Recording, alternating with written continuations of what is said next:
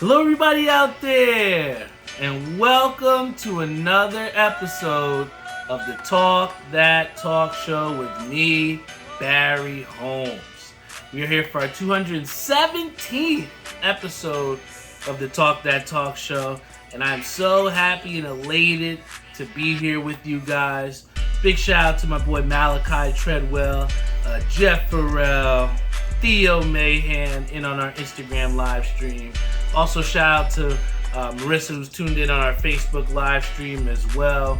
But I am just super pumped to be here. We got a lot of things ahead of us for next week that I'm really excited to tell you guys about. But ultimately, I'd be lying if I didn't say to you guys that I'm really excited that next week is my birthday. I think that in this being my last episode as 32, I think that a lot of things start to come into mind as far as all the different things that have transpired over this past year. And, I just am so happy to say that I'm going to be able to breathe another year and live and try to affect lives for another year because, what I have seen over the past year is the fact of losing some friends that are not with us here anymore. And I think that as birthdays do come, it's inevitable that you start to think about your own mortality, and you start to think about the future and how much time you do have left on here. But I think that when you really try to appreciate and think about the things that you've been able to accomplish, then that foresight of looking so far ahead doesn't seem so far, And I think that we can really enjoy in the moment and enjoy that time that we've had on the earth this year, man. And I have to say, coming from an accident where I felt like I almost lost my life, that really kind of changed the course of everything that I started to do, man. I think that it was definitely a difficult situation, still getting, neck injections, still having to go through physical therapy, and it's just not been a fun situation dealing with lawyers and, just having to go through the whole process of, getting a new car, going through, the legal process, the pain. It's just all been a lot. And it definitely affected a large part of me, but at the end of the day, you got to look within yourself and just have some sort of resiliency. And I think that, for me, consistently trying to go out and do things, recording not even a day or two after the accident happened, one of the podcast episodes, I think it just shows people out there, a living example of what resiliency looks like. And, that was definitely a monumental thing. And then not even a couple weeks after that, I had to, support my girlfriend who was in the hospital for open heart surgery. And, I'm just appreciative to still have her here. Things could have went a lot differently. I mean, she went in to get a valve replacement and they took her off the table and her heart stopped, you just got to thank the medicine, and you got to thank the doctors in place to make sure that she arrived home safely, man. And, those rides to and from the hospital were not fun, but it was something that I needed to do because when you have feelings for someone like that, you'll do anything to support them. And, to be able to stand here today and we're excited about different outfits and getting on the plane to head on vacation, it was a much different tune a couple months ago, I remember having tears flowing down my eyes driving home because how fucked up the situation was. But, God doesn't put things in our path that we can't handle. And I think that, to be able to go get through that, it's done nothing but strengthen us. And then beyond that as well, this past year, in my 32 years of age, I was finally able to see my dad shoot his 300 face to face with me. I'd always heard stories about and never seen live, what happened, but to be able to see my dad shoot 300 live in the biggest event in UBA. Everybody's been talking about just how big our division is and just how difficult it is to win.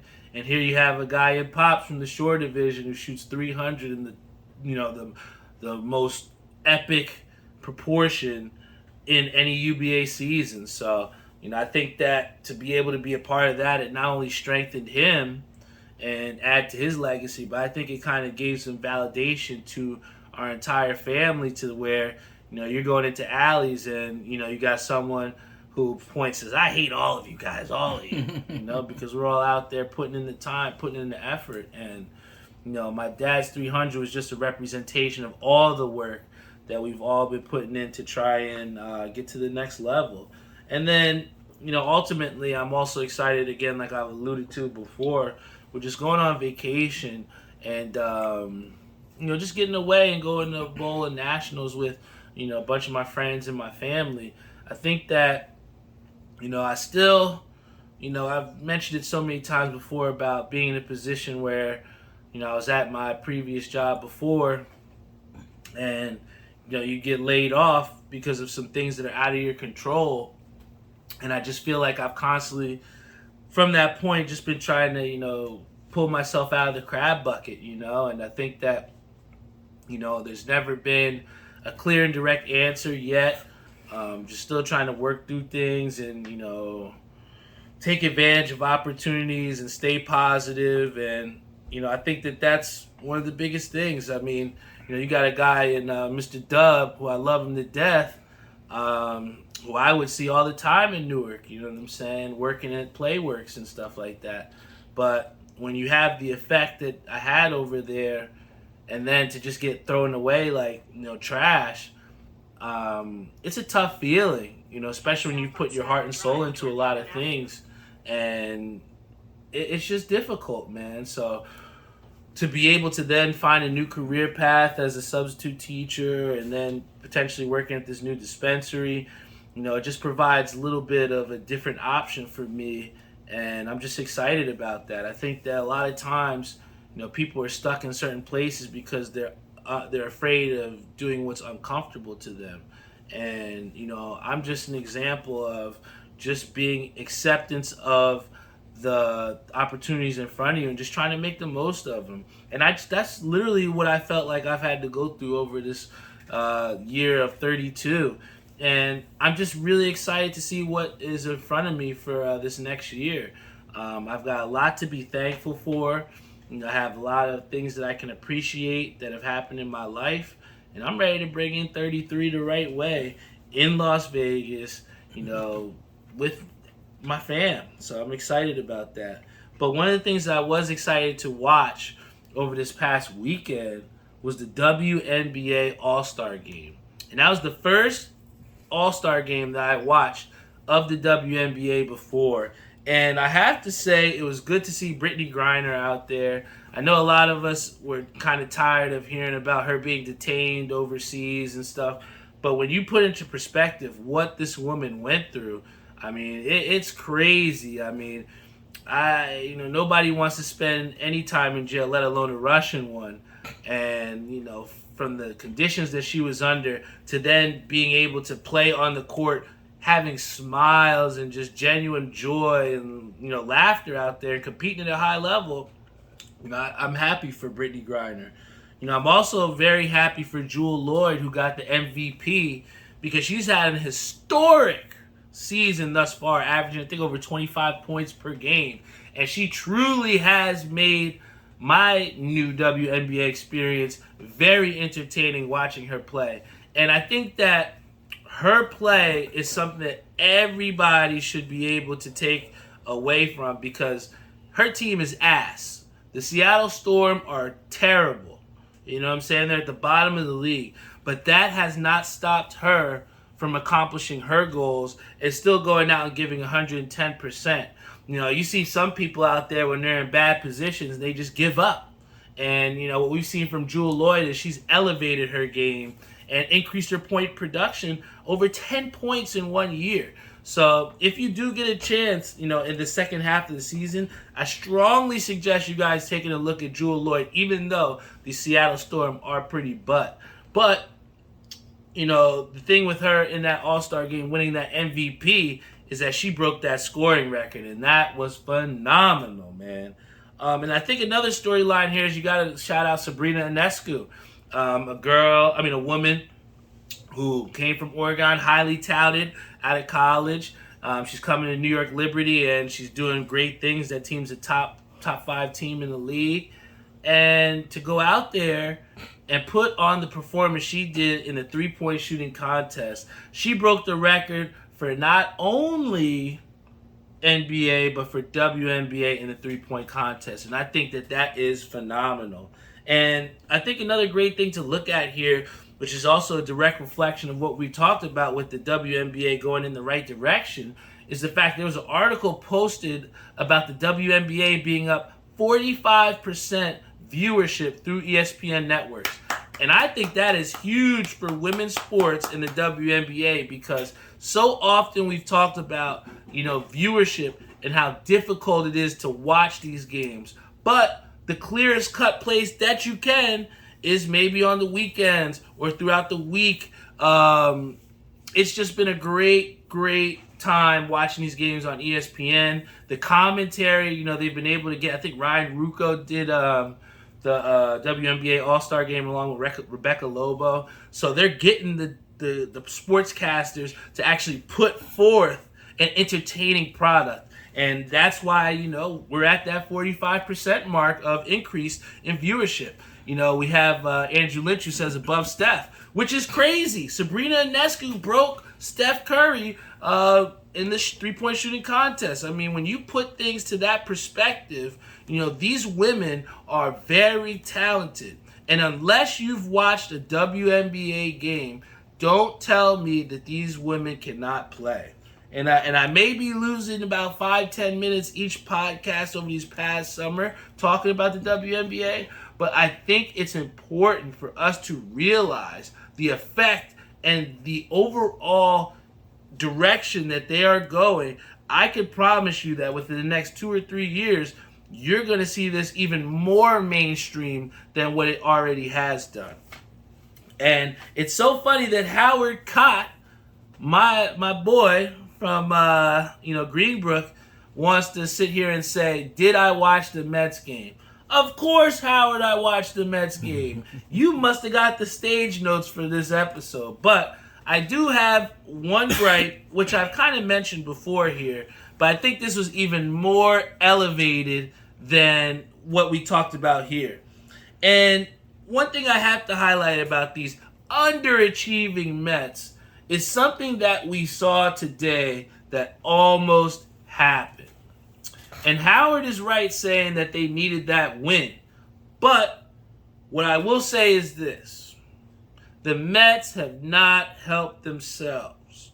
Because earlier on in the year, I was very high on Max Scherzer and how he needed to be more accountable. We had the issue with the substance, which was ultimately a distraction.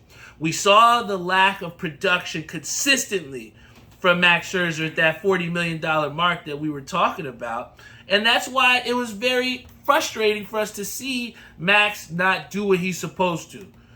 Today, there was no excuse for the New York Mets to not go out there and win that game. Max Scherzer pitched 7 innings of one-hit baseball. One-hit baseball.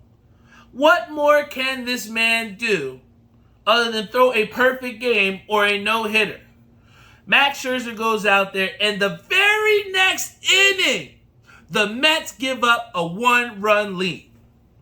I want to see these relief pitchers, I've been calling for them to do better, but maybe it's just an understand they are terrible.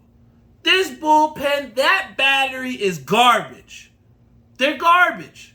And instead of Cohen trying to appease us with these meaningless fucking interviews and these little tidbits to try and appease us or hold us over to still sell tickets, is bullshit. Go out there, and you said you wanted to make this team competitive. Go get us some relief pitching. Go get us some relief pitching. I don't want to hear about no more guys coming up the farm system. I want sure guys that are going to go in there and save a 1-run lead for Max Scherzer. Because I can't hold him any more accountable today than throwing a one-hit gem. And the New York Metropolitans can't even hold that run for him for an inning. And that is embarrassing. So I am tired. I've been watching more other teams play, and there's a lot of other teams out there that have the bullpens, and you see the difference. You see the batters up there shaking when they see a Josh Hader come to the mound because they know it's lights out. The Sandman's coming. Ain't no Sandman coming from the New York Metropolitans. And that's where I think that Cohen, we got this trade deadline coming up. Go get me a relief pitcher. Because these times like this, where Max Scherzer throws a one-hit game and we barely win in extra innings, based off the way the season's going, that's not going to happen more times than not. So I also have to hold the hitters accountable. My father was saying, McNeil maybe need to sit down, which is crazy to sound like, but when you look at the numbers, the guy hasn't hit for shit. And Max Scherzer, a guy who, again, we talked hitting one-hit baseball, was only able to get one insurance run. And that's where the Mets as a whole, if we can't hit and if we can't relief pitch, then what can this Metropolitan team do? So I'm looking at Cohen, and I need to see something. I don't care what they do as far as adding some sort of relief pitcher in there. I know we don't want to see Tommy Pham go because I love him to death. But if he can get me 3 quality arms or 2 quality arms, I'll do that because that's just how bad the New York Mets need relief pitching. I'm tired of seeing them going in with runs of 2 and 3 run leads and it being gone and vaporized in less than an inning. And another thing that I have to talk about, which I am a little bit upset with, is the fact that Call of Duty has kind of changed up. I took a couple weeks off because I was out there Uber Eats. I was, working on the game a little bit. Me and Doc been hitting the gym more and stuff, and I haven't been able to play Call of Duty as much. So when I turn on the game today, I find out everybody's got superpowers. What the hell is this? You got people, I'm shooting at a dude and he's teleporting. I'm getting shot by laser eyes when I got a machine gun. What the hell is this? And I understand that they're trying to do crossovers, the same thing that Fortnite has kind of done to try and persuade new audiences. I get it. I'm a communications guy. I know marketing. But this shit ain't it. I need, if we're out here saying that Call of Duty is going to be the game of realism, it's supposed to be a game that you can go out there and it's a simulation, and these Marines are playing it to try and get better. Ain't no Marine going to go levitate up and shoot me with laser eyes. That shit ain't happening. And, it's definitely a nice little wrinkle, but if they wanted that so much, put that as an option for people to try and play.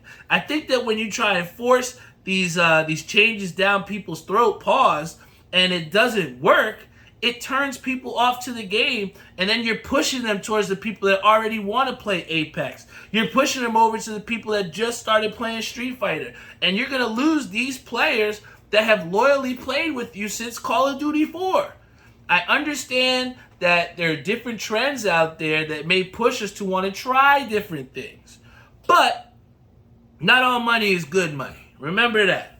All right? And I think that before we head off the air here, I think there's definitely one thing that I did want to talk about, and I think it alludes to last week as far as when we talked about being happy with what you see in the mirror, right? It's very important. Last week's episode was called High Self-Esteem because I felt like it's important for people to understand that you should have high self-esteem about yourself. You're supposed to feel good about yourself.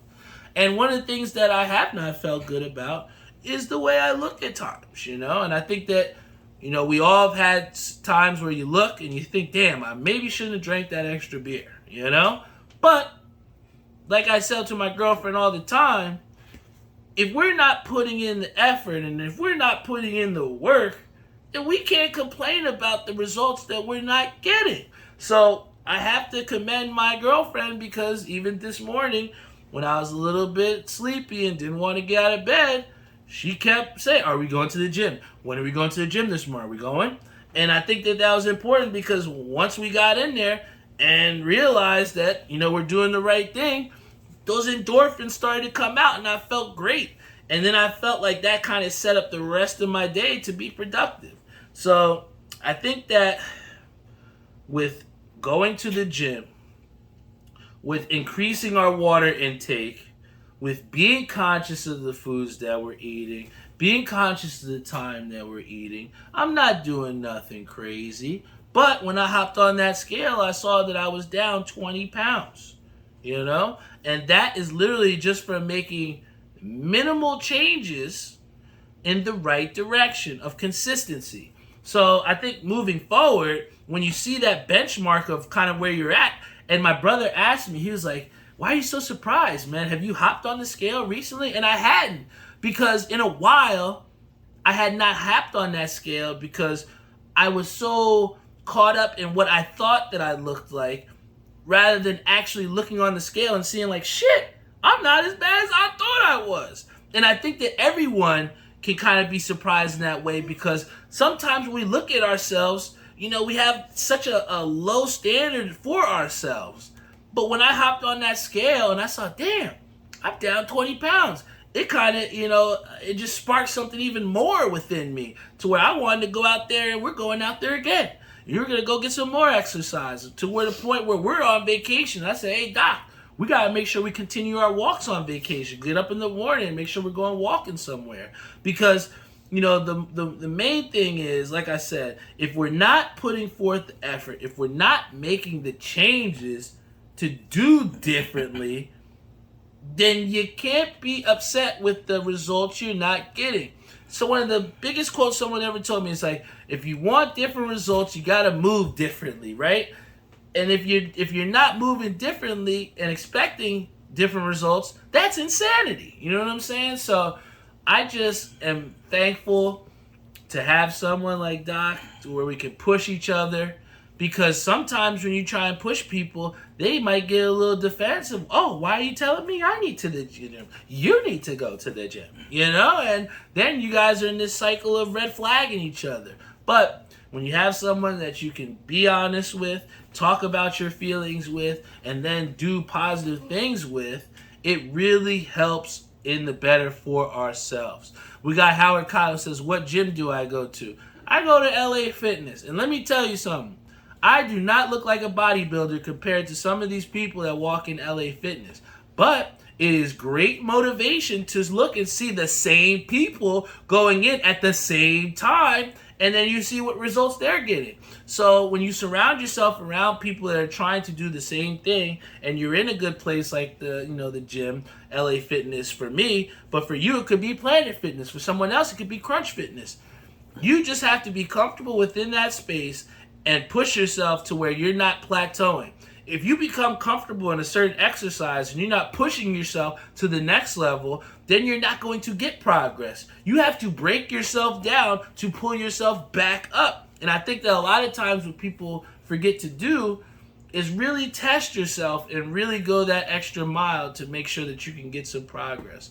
So I'm just happy that I was able to see some sort of results, because we talk about all the time when people don't see the results that they want in a certain time frame, that's where you see people give up. That's where you see people fail and never step back up and pick themselves back up. But for me to see that, I've done this even without weightlifting, that was something that I was so excited about, because the doctor hadn't cleared me to lift weights yet. And I know that shit, if I'm down 20 pounds and I haven't even touched a weight yet, man, I'm about to be shredded next year. You know what I'm saying? Once I get approved. So like I said, I'm goal setting for myself. I'm not using certain things as an excuse, because before I was like, well, I wasn't cleared for weightlifting by my doctor, so maybe I shouldn't go to the gym. But really, I could still go and just alter the workout a little bit. And that's what we've done, is alter the things that we can do.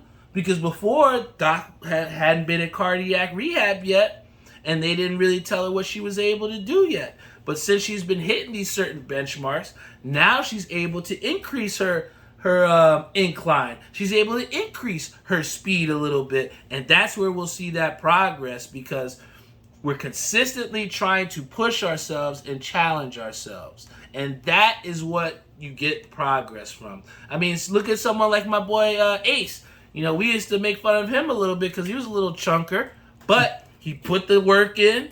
And I remember one of the last times I saw him, you know, I seen him, he had his belt on. I'm like, oh, look at my boy Ace. He got his weight down. He got some res now. You know what I'm saying? And that type of growth from someone like Ace can make you look within yourself and you be like, damn, he out here work. I got to put that work in too. You know what I'm saying? Ace goes, fat man scoop. Yeah, I mean, we've all had those times where you're a little bit chunky, but it's all about what you do. Are you going to sit there and feel sorry for yourself and go eat another donut? Or are you going to get off your butt and go work on it? And I think that, you know, for me and for the people that I surround myself with, I just try to draw inspiration from those people and then also inspire other people through my own actions. And look at AA says, that's it. We back at it tomorrow. Yeah, man. So hopefully I'll see you at LA Fitness. Who knows, Boogie? But, you know, I'll be looking for that post on your story. And I think that, you know, people that try and post those accountability pictures, you may not need to do that on social media or anything like that. But holding yourself accountable and saying, hey, I'm really going to go out here and go to the gym or do the things that you say you're going to do, that's part of the process of maturing and being an adult that we're constantly working through every single day. And I think that one of the things I want to start doing with this podcast in closing is I want to start leaving people a nice piece of, what could I say?